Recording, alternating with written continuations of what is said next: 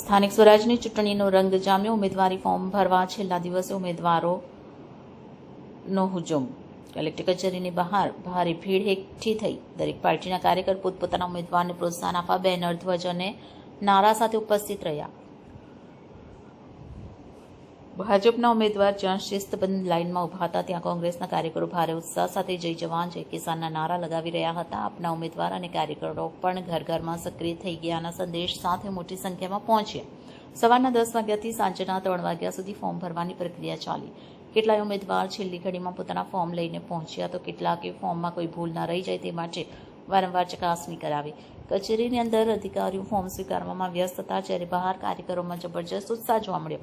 સ્થાનિક સ્વરાજની આ ચૂંટણીને શહેરની કોર્પોરેશનથી લઈ ગ્રામ પંચાયત સુધીના વિકાસની દિશા નક્કી કરનારી ગણાવાઈ રહી છે. તમામ પક્ષોએ આ ચૂંટણીને ગંભીરતાથી લીધી છે, કારણ કે સ્થાનિક સ્તરે જનતાની સમસ્યાઓનું સમાધાન કરવામાં આ સંસ્થાઓની મહત્વની ભૂમિકા છે. આજનો દિવસ જેમ જેમ પૂરો થતો ગયો તેમ તેમ ચૂંટણી શંખનો સૂર વધુ ઊંચો સંભળાવા લાગ્યો. હવે આવનાર દિવસોમાં પ્રચારનો ધમધમાટ, રોડ શો, સભા અને જાહેરનામા સાથે ચૂંટણીનું વાતાવરણ ગરમ થશે. સુરત શહેરની આ ચૂંટણીએ સ્પષ્ટ સંકેત આપી દીધો છે. આ વખતે રાજકીય રણમાં કોઈ પણ પક્ષ હળવાશથી લેવા જેવો નથી. છેલ્લા ફોર્મ સ્વીકારાયા બાદ અધિકારીઓએ જણાવ્યું કે તમામ ફોર્મની ચકાસણી બાદ ઉમેદવારોની અંતિમ યાદી ટૂંક સમયમાં પ્રસિદ્ધ કરવામાં આવશે. ત્યાં સુધી પક્ષોએ કમર કસી લીધી છે અને જનતા પણ આ લોકશાહી મહાપર્વની રાહ જોઈ. મારું નામ સંજય બંસીલાલ દલાલ.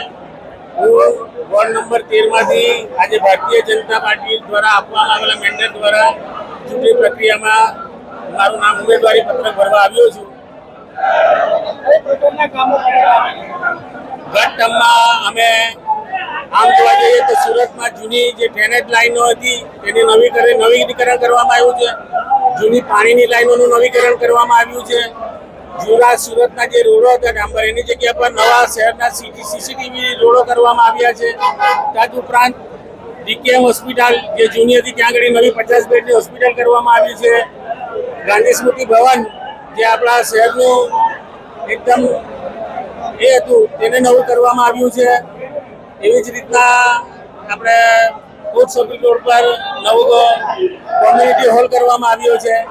એ પ્રમાણે ઘણા નવા કામો કરવામાં આવ્યા છે. મારું નામ રંજના રામચંદ્ર વાવડે છે. હું આજે વોર્ડ નંબર 19 ની અંજણા ડુમરમાંથી ઉમેદવારીની દાવેદારી કરવા આવી છું. આપણે આજે જે આપણે બધા જનતા જોઈ રહેલા છે, તમે જોઈ રહેલા છો, આપણને બધાને ખબર છે કે આજે જે ભાજપ સરકારની ભ્રષ્ટાચારી છે, જે નશાખોરી બધી વધી રહેલી છે, જે આજે આપણી યુવા પેઢીની શિક્ષણને લઈને બધી જો આપણે શિક્ષણ ખતમ કરવામાં આવી રહેલું છે, જે લોકોને હેરાનગતિ કરવામાં આવી રહેલી છે, એ બાબતે અમે લડવાના છે ને એના માટે આપણે ન્યાય માટે લડવાના છે ને મજબૂતીથી લડવાના છે. જે ભાજપ સરકારે લોકોને આજે લાઈનમાં ઉભી કરી રાખ્યા છે, કામ ધંધો છોડીને જે લોકોને આજે મોંઘવારી કરીને લોકોને જીવવાનું મુશ્કેલ કરી દીધું છે, એ માટે આપણે મજબૂતીથી લડવાના છે. અને આ વખતે આપણે મજબૂતીથી લડીને કોંગ્રેસ સરકાર પર આપણે વિજય પ્રાપ્ત કરવાના છે. અને આ વખતે આપણે કોંગ્રેસની લહેર લાવવાના છે. લોકોના વચ્ચે આજે લોકો આ વસ્તુ જાણી ગઈ છે કે કોંગ્રેસ આજે જે કોંગ્રેસની સત્તા હતી ત્યારે આપણે શાંતિથી જીવી શકતા હતા, અને આજે ભાજપ સરકાર છે તો આજે આપણે દોડતા થઈ ગયા છે, ખાવાનું મુશ્કેલ થઈ ગયું છે, આપણે કામ ધંધા કરવાનું મુશ્કેલ થઈ ગયું છે.